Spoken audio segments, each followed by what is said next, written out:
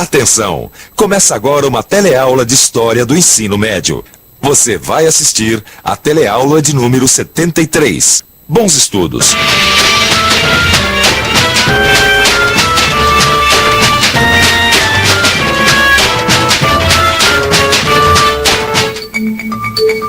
Ao longo da história, homens e mulheres lutaram para conquistar liberdade e democracia. Afinal, o exercício da cidadania depende de um governo que represente os desejos da população. No Brasil, a democracia é uma conquista recente. Mas o que é preciso para se construir um país democrático? Na teleaula de hoje, você vai conhecer melhor o caminho que o Brasil percorreu para chegar à democracia. Vai entender o que foi o movimento das diretas já. E vai saber o que são as ações afirmativas.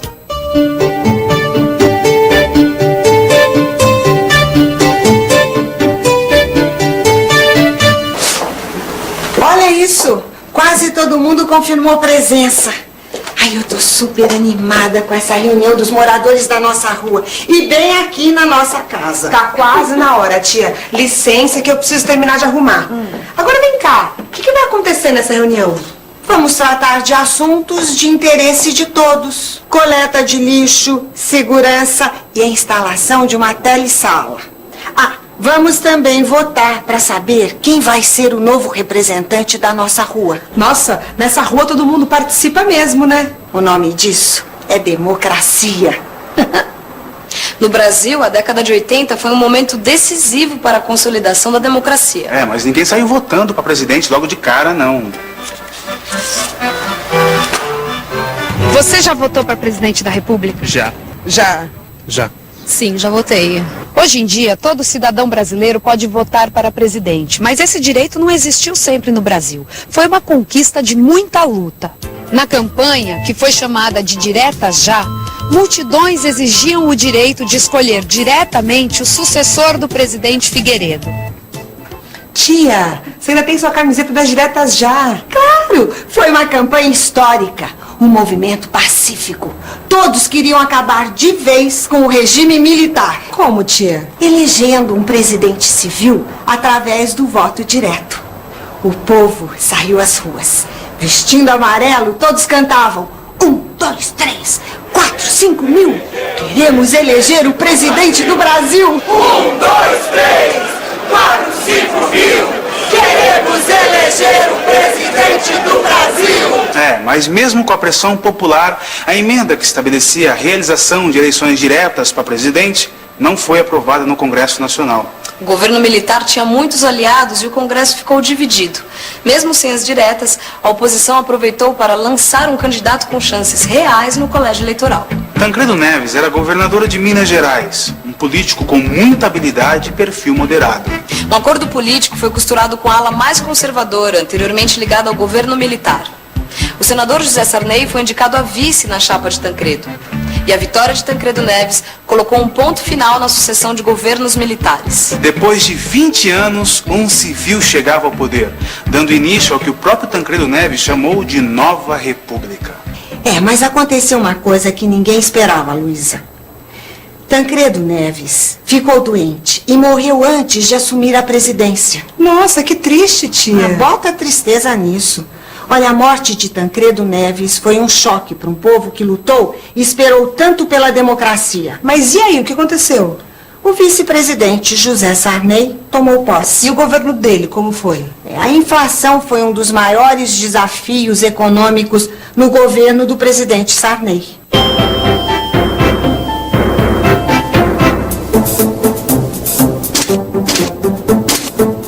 Na área econômica, o governo José Sarney se caracterizou pela instabilidade.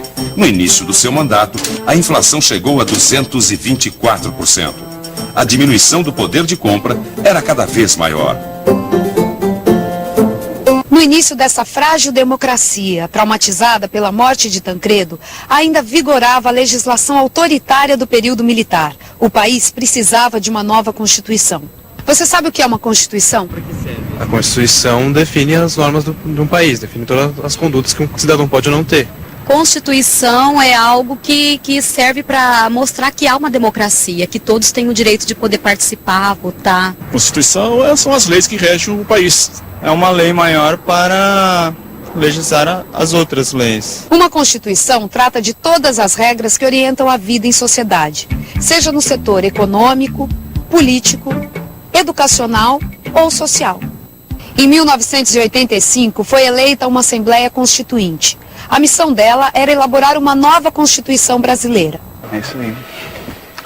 Educadores, estudantes, empresários, sindicalistas, fazendeiros, líderes religiosos e vários setores da população brasileira se dirigiram ao Congresso Nacional. Cada segmento queria fazer valer seus pontos de vista na elaboração do conjunto de leis. Até que, por fim, no dia 5 de outubro de 1988, o deputado Ulisses Guimarães saudou a promulgação da nova Constituição brasileira. O documento da liberdade, da dignidade, da democracia, da justiça social no Brasil. Que Deus nos ajude que isto se cumpra. Uma Constituição que trazia avanços nos direitos individuais e sociais. Depois de um período marcado por práticas autoritárias, esse novo conjunto de leis apontava princípios para a defesa de liberdade e dos direitos individuais. O racismo, por exemplo, passou a ser crime. Um crime que nunca prescreve e é inafiançável. E tem mais, a nova Constituição também ampliou os direitos políticos de todos os cidadãos. Analfabetos e jovens, a partir dos 16 anos, também conquistaram o direito ao voto. Tia, quando é que finalmente o povo brasileiro começou a votar para presidente? Em 1989, surgiram diversos partidos e candidatos. Foi um momento importante para a afirmação do Estado Democrático no Brasil. No final da primeira campanha eleitoral com voto direto e livre do povo, a vitória nas urnas foi de Fernando Collor de Mello. Mas pelo que eu sei, esse governo não acabou bem. Nas promessas de campanha, o novo presidente prometeu modernizar o país e ajudar os mais pobres. Mas de cara, tomou medidas muito impopulares. Em 1989, logo após a sua posse, ele saiu com um plano muito controvertido posteriormente, que foi o congelamento da poupança e dos depósitos em conta corrente para debelar uma inflação que à época se aproximava de 100% ao mês. Os resultados foram precários porque antes de sair ele teve que fazer o plano Collor 2 porque a inflação tinha voltado.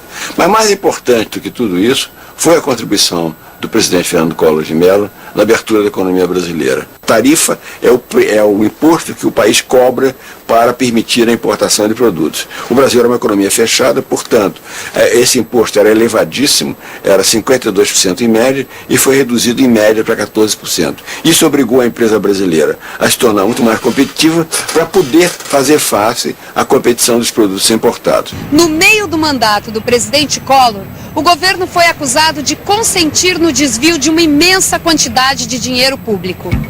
Uma CPI, Comissão Parlamentar de Inquérito, revelou um esquema de tráfico de influência operado por Paulo César Farias, o homem de confiança do presidente.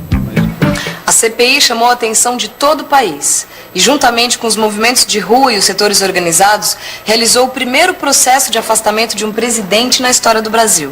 Os carapintadas tiveram grande participação na campanha pelo afastamento do presidente Fernando Collor de Mello. Ai, tia, eu acho que eu não sairia por aí com a cara toda pintada desse jeito. Sairia sim. Os estudantes se envolveram, como há muito não se envolviam, na campanha pela moralização política. Pintaram os rostos de verde e amarelo e participaram das manifestações. E deu resultado, tia? Ora, se deu! No segundo semestre de 1992, o presidente Collor sofreu um impeachment, ou seja, foi impedido de permanecer no cargo. As instituições democráticas já estavam em pleno funcionamento. E aí, tia, o que aconteceu? Seguiu-se a Constituição. Assumiu o governo o vice-presidente, Itamar Franco. Puxa, um vice de novo? O agora presidente Itamar Franco conduziu o país até as eleições diretas de 1994. No governo dele, a inflação foi controlada através do Plano Real. A moeda brasileira foi equiparada ao dólar. Houve aumento da taxa de juros e privatização de empresas estatais. Tudo sob o comando do ministro da Fazenda, Fernando Henrique Cardoso, que na eleição seguinte seria eleito presidente.